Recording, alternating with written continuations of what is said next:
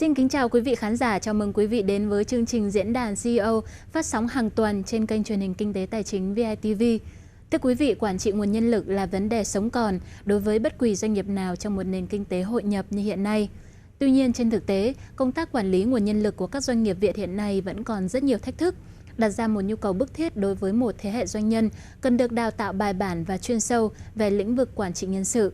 Với chủ đề này, chương trình Diễn đàn CEO ngày hôm nay có sự tham gia của hai vị khách mời vô cùng đặc biệt. Họ là những bậc thầy trong đào tạo nghệ thuật quản lý con người cho các doanh nghiệp toàn cầu đến từ Đại học Northeastern danh tiếng tại thành phố Boston, Massachusetts, Hoa Kỳ. Họ là ai? Câu trả lời sẽ có ngay sau đây. Ngày nay, những yếu tố cạnh tranh của doanh nghiệp như vốn, nguyên vật liệu, công nghệ đang dần bão hòa. Thay vào đó, một yếu tố mang tính cạnh tranh quyết định với sự phát triển của doanh nghiệp, đó là nguồn nhân lực. Vì thế, ngành khoa học quản trị nhân sự tại Việt Nam đang phát triển sâu hơn khi có sự liên kết giữa ngành giáo dục trong nước và các nước có nền giáo dục tiên tiến.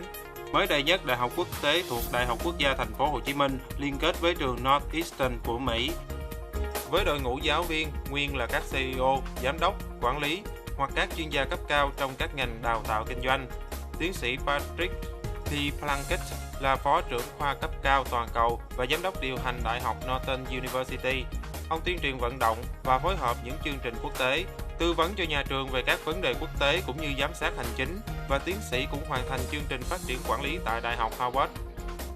Tiến sĩ Richie Arrowwood là giảng viên và chuyên viên cao cấp khoa học quản trị doanh nghiệp và tài chính Đại học Norton, với kinh nghiệm giảng dạy trực tuyến trong lãnh đạo và quản lý phi lợi nhuận. Do đó, học viên có cơ hội cọ sát với khả năng thực tiễn về quá trình quản lý với các giáo sư giàu kinh nghiệm. Cách dạy của thầy thể hiện một cái phong cách rất là thân thiện. Tôi coi đây cũng giống như một môi trường là cũng là một người lãnh đạo và nhân viên, nhưng mà nó thể hiện một cái tình cảm, thể hiện một cái ấn tượng rất là rõ nét, và ngay lần đầu tiên gặp thôi là tôi đã cảm thấy là có một cái ấn tượng tốt rồi. Được học với tiến sĩ Patrick và tiến sĩ Arrowwood thì đầu tiên mình cũng có một chút xíu cũng hơi lo lắng là không biết là theo cái cách dạy của trường như vậy thì có phù hợp hay không. Tuy nhiên sau khi mà đi vào thực tế thì tôi rất là thích, từ vì cái cách dạy nó rất là thực tiễn. Sự liên kết này sẽ tạo thêm những bước tiến nhất định đối với ngành giáo dục. Đại học Northeastern xếp hạng thứ 49 trong top 100 trường đại học tốt nhất Hoa Kỳ, top 500 các trường đại học tốt nhất thế giới, và nằm trong top 5 trường đại học hàng đầu ở Mỹ về đào tạo quản trị kinh doanh, đặc biệt là ngành khoa học lãnh đạo. Trong khi đó, Đại học Quốc tế tại Đại học Quốc gia Thành phố Hồ Chí Minh là một trong những trường đại học công lập định hướng nghiên cứu hàng đầu tại Việt Nam, với chương trình giảng dạy hoàn toàn bằng tiếng Anh, với chương trình đào tạo chất lượng và trang thiết bị giảng dạy hiện đại.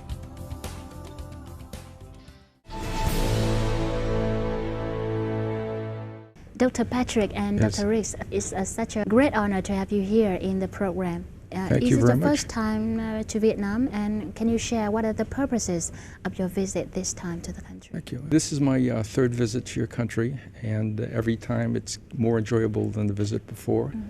My role at Northeastern is really to coordinate the university's international activities, and a major part of our activities are really identifying and making very strong connections with academic institutions around the globe in what we would call key strategic regions. And Vietnam is one of the regions that we've identified where we feel we can make a positive impact by working with institutions. So really, my visits have been around meeting academics in the country, visiting specific universities, and identifying opportunities for us to explore collaborations. And right now we're here really looking at our collaboration, which we began about a year and a half ago with International University in Ho Chi Minh City. And really we're looking at the first group of students going through that program and earning a master's degree from Northeastern in global leadership. What about you, Dr. Riggs? Thank you for having us on the program. This is my first time to Vietnam, and I'm enjoying it very much. Great to hear that. Absolutely fantastic. I'm here in the role of a faculty member, so I'm teaching 2 courses, creating high-performing organizations and financial relations in leadership, and absolutely love it, enjoying it. I'm really here first to learn and second to teach. Thưa quý vị, quản trị nguồn nhân lực là chìa khóa thành công cho doanh nghiệp trong bối cảnh môi trường kinh doanh không ngừng biến động hiện nay.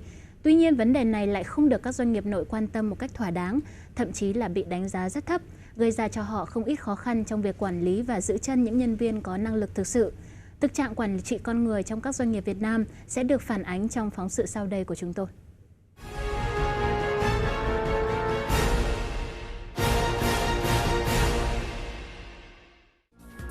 Ngày nay, sự tiến bộ của quản trị nhân sự được xem là một trong những nguyên nhân quan trọng thúc đẩy doanh nghiệp phát triển.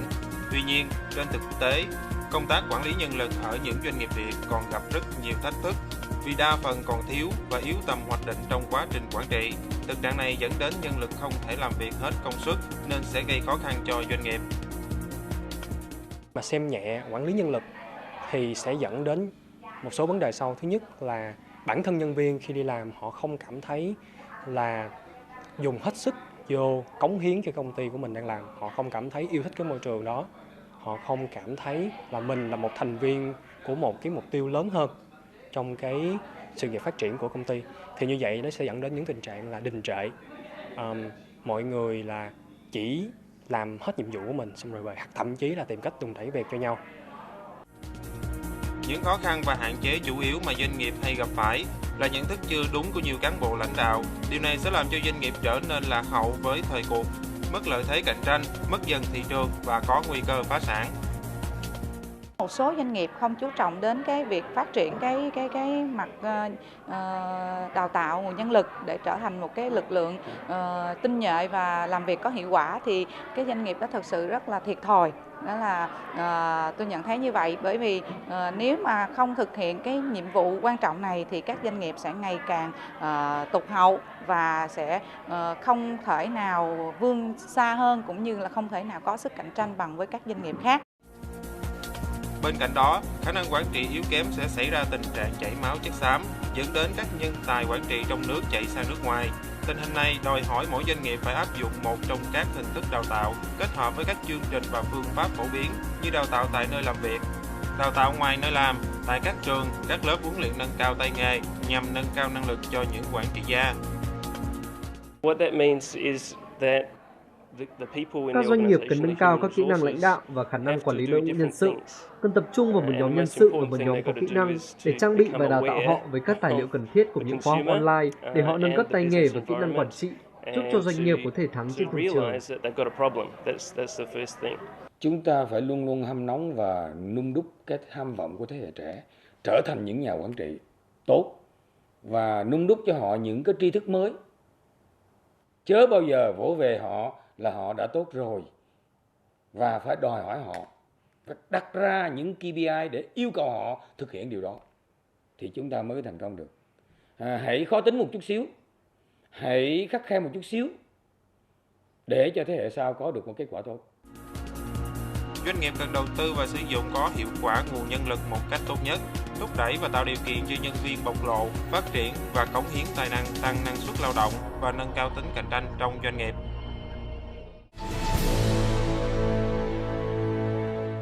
As you can see in our business report, Vietnamese companies are conducting very inefficient human resource management. What do you think are the reasons for this? A problem not only of the industry, it's also a problem with very often the education system isn't appropriately aligned with the needs of industry. So that very often students who may be highly motivated, highly theoretically educated, when they get into the workforce, they really don't have very often the practical skills. And very often they don't have the human skills. And those are skills that don't just automatically happen, but they have to be taught and practiced and integrated. And so I think that's one of the challenges of higher education, is how do you get better connected to the needs of business? And then how do you think of ways in which the education entity as well as the industry can collaborate together? And that, I think, is one of the unique characteristics of Northeastern University over its 100-plus year history. So from what you have said, I can see that the main reason you are talking is from the educational side. What about the business side? Do they have anything to blame for this? Yeah, I mean, I think that the challenge always in human resource management is getting the right person doing the right job at the right time. Yeah. And so when we sort of start with that proposition as our beginning point, then in the classroom, we can step back and say, well, how do we select the right person in the managerial aspect or the leadership role? What sort of skills are we looking for? The soft skills, the hard skills. What we see in the HR element is when an employee is engaged in the culture of the organization, the ongoing activities of the organization, they feel a part of the organization. Yeah. And feeling a part of something, really makes us want to get up and go to work. Each business owner really has to do is make a decision. How do I take my group of employees, my human resources, my capital, if you will, and connect them to the strategic goals of the organization? And so I think if you go from that perspective, I think you're off to a really good start. And in our leadership program, certainly, step one for us is getting to know the students, see what they currently bring. We all bring a certain set of skills. They're innate. They're there. Yeah. Our job is to look at that, assess it, and then take each individual student and develop their skills first so that they then can go out into the workforce and be able to very rapidly and readily identify those who can manage and manage efficiently and those who can lead and lead well. So from the teaching, researching, and working experience, what do you think are the major impacts of inefficient human resource management on business side and on the whole economy as well? The role is going to evolve, that they just can't reach a point where they're comfortable and either be prevented from expanding or not being appropriately trained or prepared to move into a richer environment. And I think very often in industry, sometimes because of cost constraints, sometimes because when you need to cut costs, very often one of the first areas that is looked at for cutting costs are things around training. Yeah. Every industry, just like in this industry, every year there's new equipment, better ways to do the news, to find out information, transmit that information. The industry is supporting them to kind of move with the change. I think it creates very often a sense of, in a workforce, that the only people, a perception that the only people that get advanced are the new people. Because the new people are coming in with the new skill sets, and I don't have them.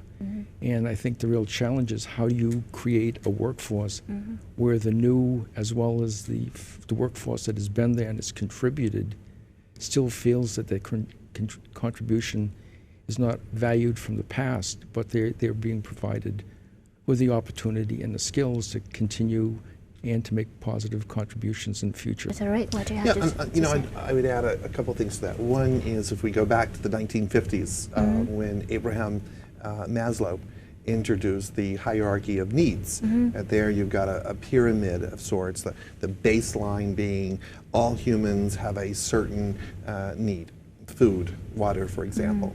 And then we moved up the chart to belonging and up the chart to trust. And then ultimately, sort of at the pyramid, at the top part, it was this notion of self-actualizing, of achieving, really reaching out and saying, I as an individual have done what I need to do. I have contributed to the greater good. And when you put that in the context of the workplace, individuals, regardless of country, regardless of continent, regardless of culture, we really do have a desire to achieve. I think humans want to contribute and they want to feel as though they're achieving. One, certainly for the company they're working for, but also individually. So when you have that shift in mindset from, let's say, the employer looking at the employee as an asset, under, say, the human capital theory in human resource management. Then you start to realize my people are just as important as purchasing that capital equipment, the machinery. People respond when there's opportunities to achieve and when there's opportunities to grow. And so if you have that as baselines, of your culture, then your organization can flourish. And as a result of that, there will be less turnover. What do you think is the ultimate solution to this problem? I mean, and I think it's not only Vietnamese companies. I think it's a pretty uniform. There are some, I think, exemplars. If you look at, for example, Google, Amazon.com, where they look at their most valuable asset as their human capital. And they also look at the fact, going back to Rick's notion, that someone needs to feel that their career is growing. I think for industry, the real reward is the individual takes pride in doing a great job, and obviously they want to get paid. But the real, kind of internal reward is look at what I've just accomplished. The real challenge is how do you create and leverage the skills that you have, which means that you may break down some of the more kind of rigid structures that, from an efficiency point of view, seem to make sense, but for an actual long-term impact, probably burden the institution because you don't have a dedicated and committed workforce. And I would add to that, achieving is one thing, learning is another. Within the learning, I think each company should look at it from two perspectives. Training, then there's development. And our area at Northeastern with our Global Leadership Program is to really focus on the learning, but really getting very clear on the development of individuals. Because as we develop and as we grow these future leaders, they're going to be out in the workforce and then hopefully have a rippling effect, which will contribute to the organization. I think the other element that's important to see as perhaps an antidote to this inefficient human resource management is to take a look at the culture of the organization. Based upon the research and based upon the data presented over the last 40 or 50 years, we can start to make some hypotheticals. And then from that, we can start to address very specific inefficiencies.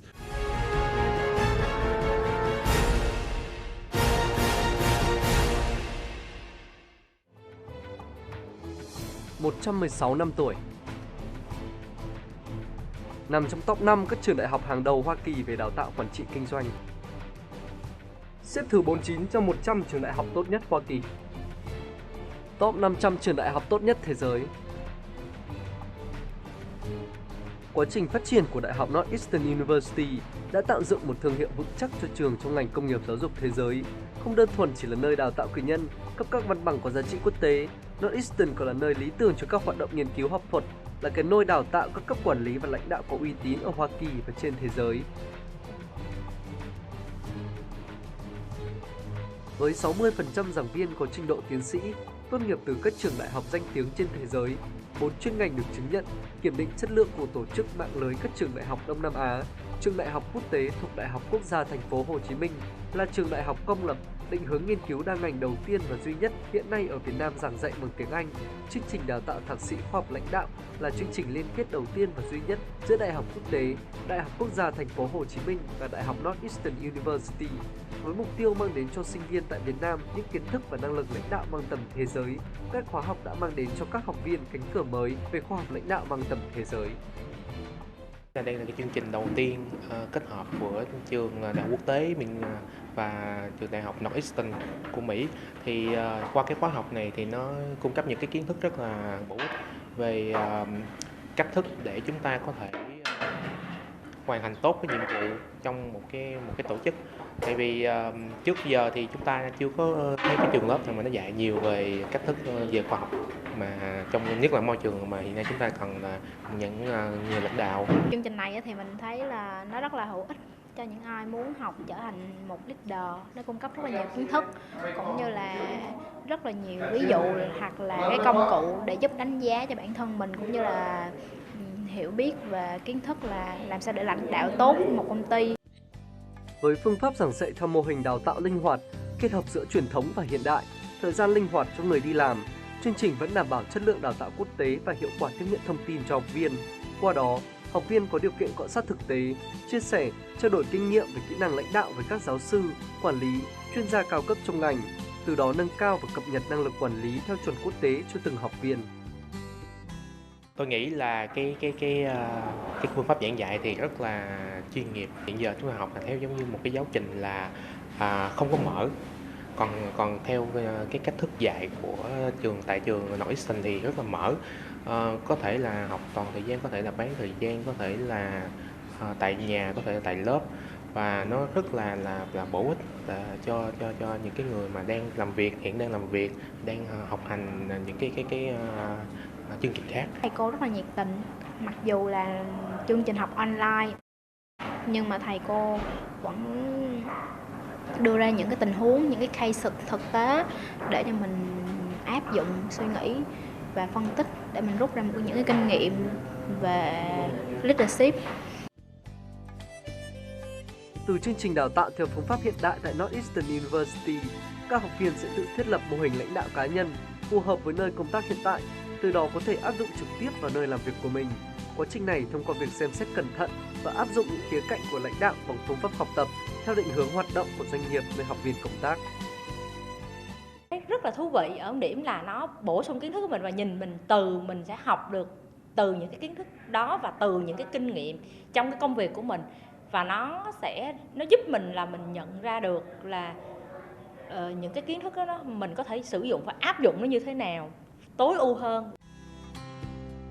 Trong xu thế hội nhập quốc tế ngày nay, không chỉ các quốc gia phải nâng cao năng lực sản xuất, chất lượng sản phẩm, tạo môi trường đầu tư thuận lợi để nâng tính cạnh tranh trực tiếp về hàng hóa, thu hút đầu tư so với các quốc gia khác, mà bên cạnh đó, việc nâng cao chất lượng và nhân lực lãnh đạo theo chuẩn quốc tế cũng là một trong các công tác quan trọng để gián tiếp nâng tính cạnh tranh quốc gia. Nắm được xu thế này, chương trình hợp tác đào tạo thạc sĩ khoa học lãnh đạo đã và đang tạo điều kiện cho các học viên mở thêm cánh cửa mới cho ngành khoa học quản trị tại Việt Nam nói chung và đội ngũ nhân lực lãnh đạo nói riêng.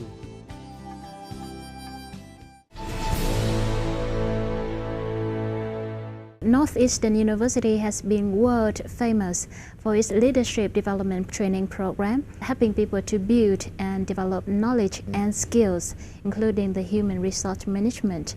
Can you share with us the strongest points of your training program? If you look at the evolution of the leadership program, especially at the graduate level, it really built out of a traditional business graduate program, which was the MBA, which for the most part is very focused on very specific skills, like you're in finance, your supply chain, your industrial partners at the university, that it's great we hire an accountant or someone that knows finance, but that's all they can do. And what we need is someone who can go beyond those kind of skills, but really can work with a group of people. Really, not only can they get a job done, but more importantly, they can build a team, and collectively, the team gets a job done. So it really brought together a number of social scientists, leadership experts at Northeastern, from business, from psychology, to really say, how do we come up with a program that really is complementary, but gives a student a new and more sophisticated skill set, which is really working and achieving through others. And that was kind of the motivator that over 12 years ago started us thinking about leadership. Many of our faculty come from experience in the workplace and really say what is the science of leadership, where are the best examples of leadership, where are the industries where leadership really is nurtured and developed, and then how do we as an institution learn from that, and then how can we take that information and build a curriculum around that. And that was kind of the evolution. As a teacher, can you point out the strongest points of your training program in comparison with other training programs of other schools? The ability to be at Northeastern University allows me as a faculty member to be creative in terms of my course content and how I deliver that content. And second aspect, I think we're very proud of is our ability to do what's referred to as experiential learning. And there's where I can go into the classroom, talk about the academic theories, some students' time to digest that information, and then put in a relevant case study. And then we get a chance for the students to have taken that information and in a team setting usually, make a presentation. So we get to see this evolution of here's the theory, here's a case, a real world case, and then the final element being the presentation. As Pat has mentioned, you know, being able to teach in Australia for me and do some other international work just opens my mind up to all the possibilities. I see. All right. So, and if I could just touch on one point which I think is critical when you asked about Northeastern specifically, and Rick talks about experiential. And it's more than just the student goes out and they come back as a student. They come back changed. Because very often students sit in a classroom and the instructor is all knowing. That's it. Because they're the ones that have been out there. Yeah. They're the ones saying this is what you have to do.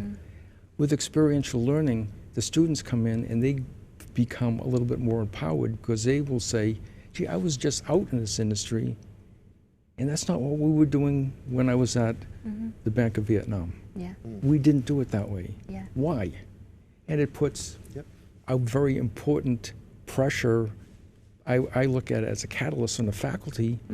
They can't just say, well, that's the way it is. It creates a dialogue. It gets the student and the faculty member engaged. The other thing which I think is also very critical is during that experiential cycle, the university actually is in contact with the industry. What is it you want to see? And it allows us in real time to come back to Rick and say, listen, we have, and again, it's not looked at as a negative. It's not like, why didn't you teach them this?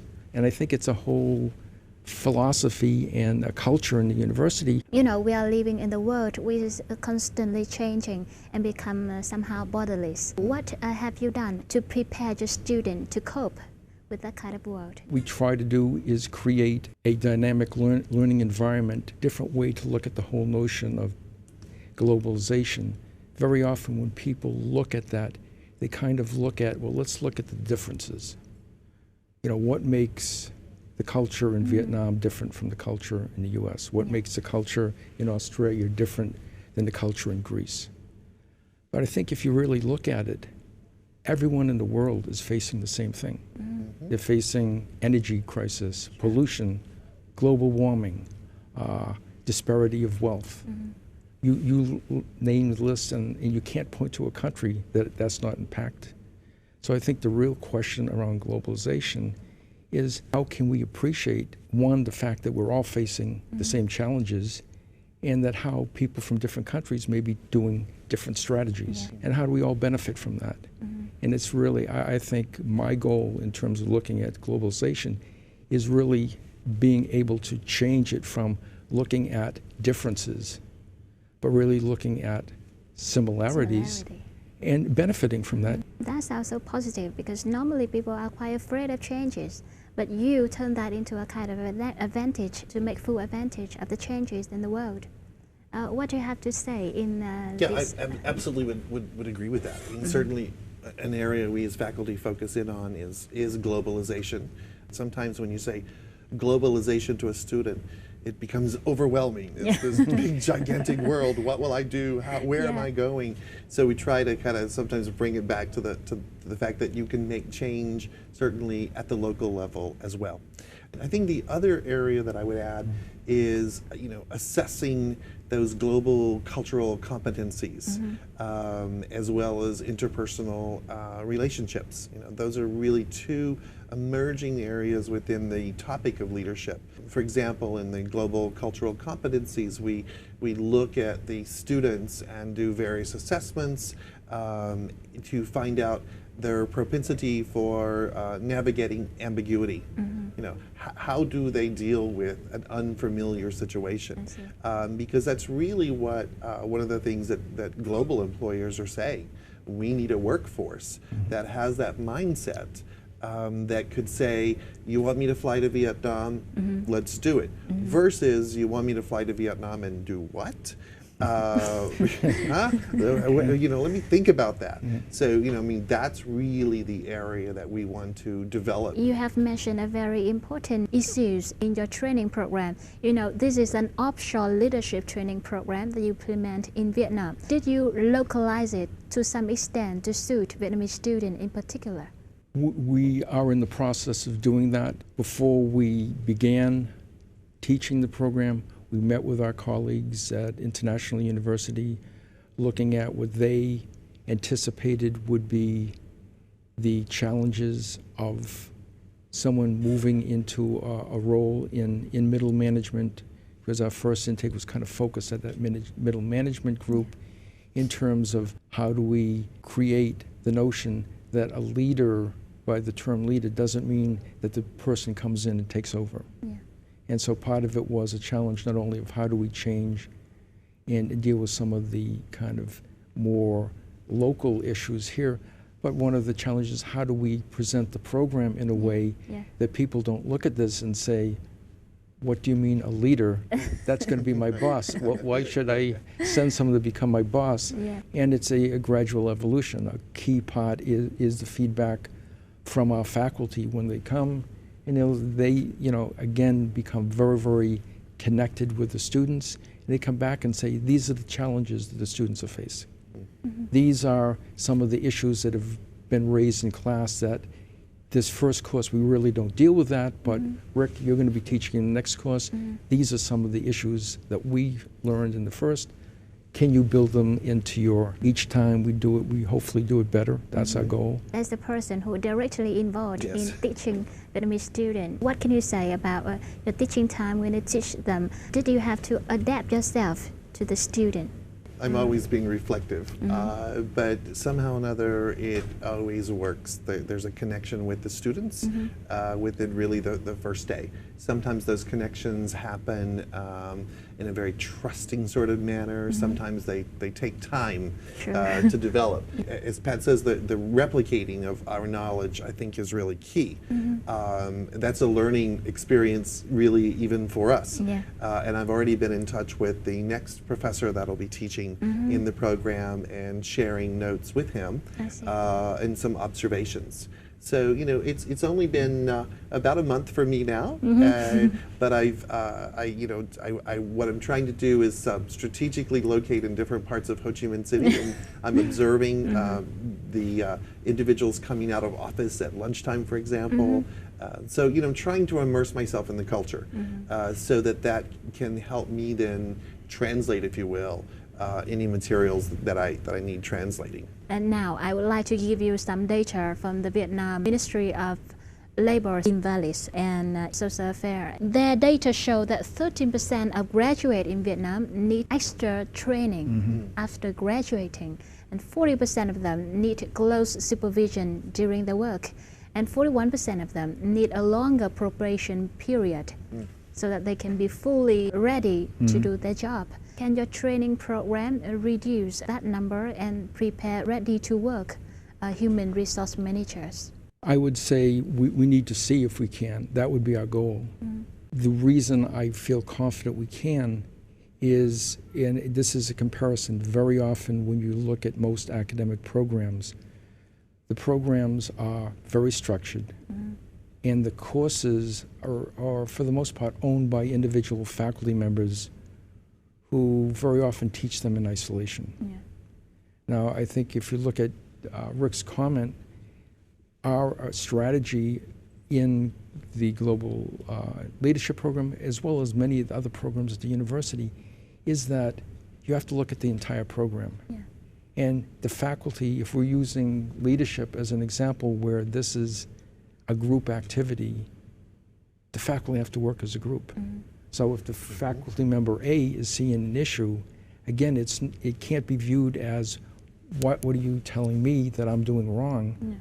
But really, that's great feedback. Now I can do my job better. And I think one of the things we look at when we hire faculty are members who love working in that environment. Because there are some people that don't.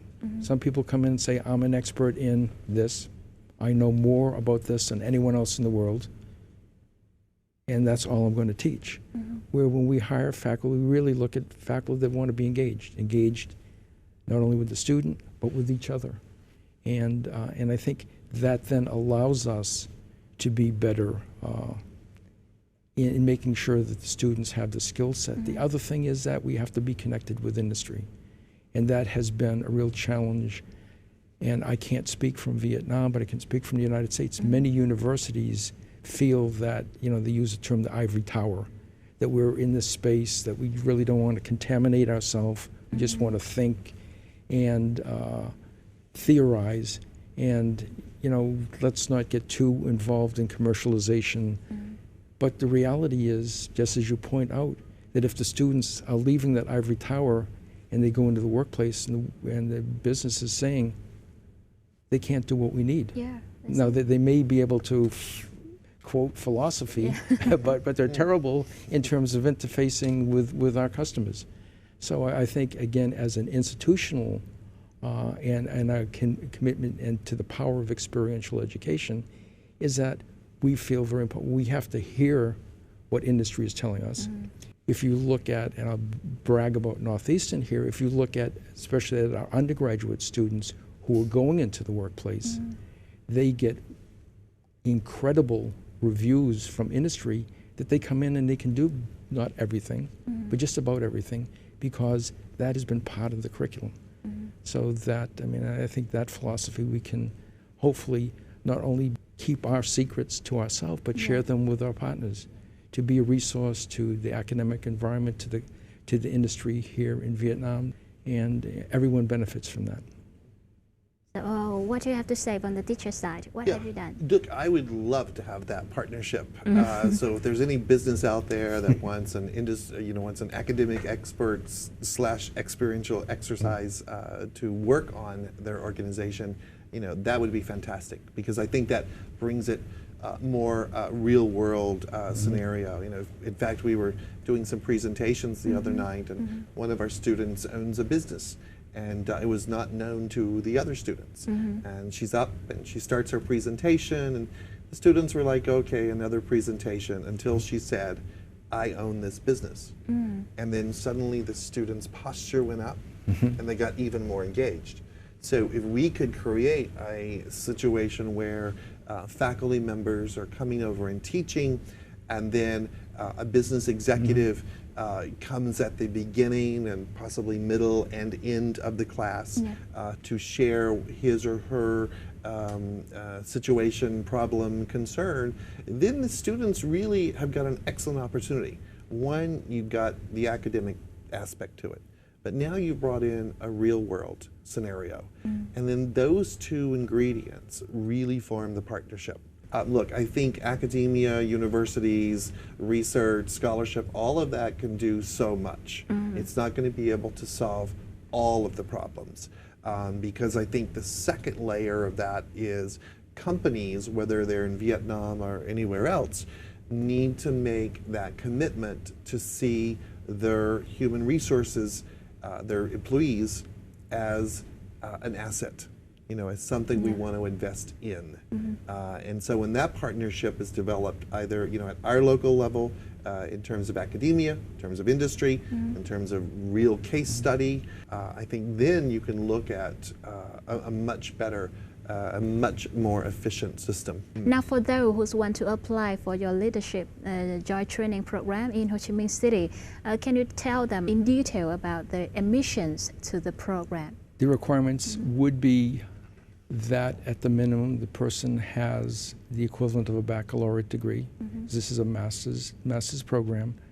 We encourage and recruit individuals who have some work experience. We don't have a very prescribed, it has to be exactly this, but we like to bring students in who can bring something from the workplace to the learning environment. The courses are taught in English, and so there is a English language proficiency level that if the students don't meet the threshold level, there is opportunity either at international university or through another English language provider to bring their English language scores up to the appropriate level. What is the criteria for that kind of English proficiency? Is it a TOEIC, IELTS, or? We accept most of the standardized tests, so we do the TOEFL, the TOEIC, the IELTS, the Pearson. So we're liberal in that, but it's more for, we want to be confident that the student has a level of English language proficiency to not only become able to listen and take notes and write, but also become engaged in terms of discourse. And whether that's in group presentations or being able to really engage in a discussion with a faculty member, that there has to be a certain level of English proficiency. And so it's a typical graduate application process where the contact is through international university. The application is through them. The application is then compiled and sent back to Northeastern University, where the students are reviewed in a manner similar to students who would be applying in Boston. And the turnaround is fairly fast, and then we can let the student know whether they're accepted or not. But the point of contact here is through International University in Ho Chi Minh City. Thưa quý vị, như vậy trường Đại học Northeastern đã phối hợp với trường Đại học Quốc tế, Đại học Quốc gia thành phố Hồ Chí Minh để mang đến một chương trình đào tạo độc đáo, được cập nhật mới nhất và ưu việt nhất tại Việt Nam, theo thực tế hoạt động kinh doanh tại các doanh nghiệp trong cũng như ngoài nước. Chương trình đào tạo liên kết quốc tế này được kỳ vọng sẽ là một bước đột phá, góp phần xây dựng một thế hệ doanh nhân hội nhập, có khả năng quản trị nhân sự xuất sắc trong bối cảnh các nền kinh tế ngày càng xích lại gần nhau hơn. Chúng tôi rất cảm ơn các vị khách mời đã tham gia chương trình của chúng tôi ngày hôm nay. Thank you so much for joining our program. Thank you for having us. And hopefully your educational program in Vietnam will take off very well in the coming time. Great. Thank you. Thank you very much. Chúng tôi cũng rất cảm ơn quý vị khán giả đã quan tâm theo dõi chương trình. Hẹn gặp lại quý vị trong chương trình diễn đàn CEO tuần sau. Xin kính chào tạm biệt.